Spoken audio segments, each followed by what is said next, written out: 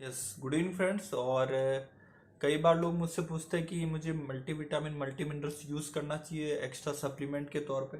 तो मैं डेफिनेटली कहता हूँ कि हाँ, आपको ऑफ कोर्स यूज़ करना चाहिए, बिकॉज इसके पीछे बहुत सारे रीज़न है, मैं आपको बताऊंगा।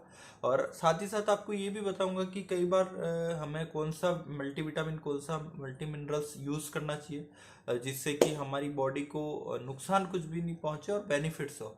और कई बार लोगों का इसके बारे में ये धारणा रहती कि क्या हमें इसकी हैबिट पड़ गई। तो फ्रेंड्स, मैं आपको एक ही चीज़ कहना चाहूँगा कि क्या आप जो चाय पीते हैं वो आपका गुड हैबिट है? क्या आप जो बाहर खाना खाते हैं वो आपका गुड हैबिट है? तो जब आपको एक अच्छे मल्टीविटामिन मल्टी मिनरल्स की अगर हैबिट हो रही है और अगर उससे आपकी हेल्थ अच्छी रह रही है, तो वाई डोंट। अगर हैबिट भी हो जाती तो उसमें नुकसान क्या? और वो हैबिट नहीं है, वो बॉडी की एक डेली नीड है।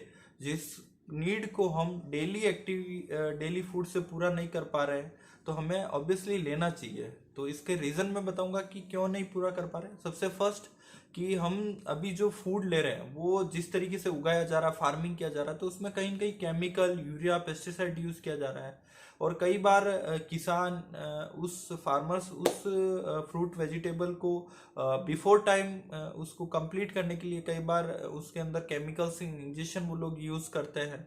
और फिर कई बार हमारा जो फूड कुकिंग मेथड है उसकी वजह से कई बार हमारे फ्रूट वेजिटेबल्स के जो विटामिन मिनरल्स या जो न्यूट्रिएंट्स है वो डिस्ट्रॉयल हो जाते हैं या बहुत कम मिल पाते हैं हमारे को। और थर्ड थिंग कि हमारा स्टोरेज पैटर्न, कि हम लोग पूरे वीक की एक साथ सब्जियां फ्रूट वेजिटेबल लेके आ जाते हैं, फिर हम उसको फ्रिज में स्टोर करके यूज़ करते हैं, तो उनकी न्यूट्रिशन वैल्यू धीरे धीरे कम होती है। और ये मैं नहीं बता रहा हूँ, ये रिसर्च में बताया है कि 90-30 से 90-80 के बीच में जो फूड के अंदर न्यूट्रिशन वैल्यू थी, वो 90-80 के बाद धीरे धीरे एक न्यूट्रिशन वैल्यू बहुत डाउन होते गए, और उसकी वजह से हमें कहीं न कहीं कंप्लीट न्यूट्रिशन नहीं मिल पा रहा है, विटामिन और मिनरल्स। उसकी वजह से हमारी बॉडी के अंदर एक डेफिशिएंसी क्रिएट होती है, और वो डेफिशिएंसी आगे जाके एक डिजीज को पनपने में बहुत बड़ी हेल्प करती है। तो अब मैं आपको बताऊंगा कि कौन सा विटामिन, मल्टीविटामिन और मल्टी मिनरल्स आपको यूज करना चाहिए। तो सबसे फर्स्ट थिंग, आपको ऐसा मल्टीविटामिन मल्टी मिनरल यूज करना चाहिए जो कि कंपनी पूरा A to Z process company खुद बना रही है, यानी कि सीड टू सप्लीमेंट, यानी कि ऐसी कंपनी जो उसका रॉ मटेरियल भी कंपनी खुद तैयार कर रही है। अगर रॉ मटेरियल के लिए अगर उसको कोई चीज, अगर उसको फार्मिंग करनी पड़ रही है तो भी कंपनी खुद कर रही है, पैकिंग भी खुद कर रही है, और कंपनी सेल भी खुद कर रही है। तो वो प्रोडक्ट हमारे लिए ज़्यादा ट्रस्टफुल होगा कंपेरेटिवली, जिसमें कि बहुत सारी फार्मा कंपनियां थर्ड पार्टी मैन्युफैक्चरिंग कराती है, तो उसमें एडल्ट्रेशन के चांस बहुत ज़्यादा रहता है। सेकंड थिंग, हमें ऐसा मल्टीविटामिन मल्टी मिनरल यूज करना चाहिए कि जिसके जो कंटेंट है वो प्लांट बेस्ड होने चाहिए, फाइटोन्यूट्रिएंट बेस्ड होने चाहिए, क्योंकि फाइटोन्यूट्रिएंट से आपकी इम्यूनिटी बहुत अच्छे से बढ़ेगी।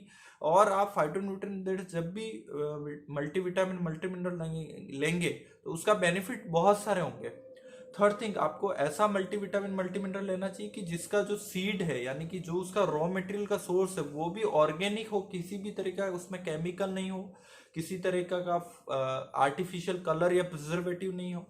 तो उस तरीके का मल्टीविटामिन मल्टी मिनरल आप लीजिए, आपकी बॉडी के अंदर बहुत ज़बरदस्त चेंज आएंगे, आपको बॉडी के अंदर एक एनर्जी फील होगी। और फिर भी अगर आपको कुछ मल्टीविटामिन मल्टी मिनरल के ब्रांड में कंफ्यूजन होता है कि हम कौन सा ब्रांड यूज़ करें, तो उसके लिए आप मुझसे पर्सनली कनेक्ट कर सकते हैं। My self Vipul Jain, health coach from Surat. Thank you.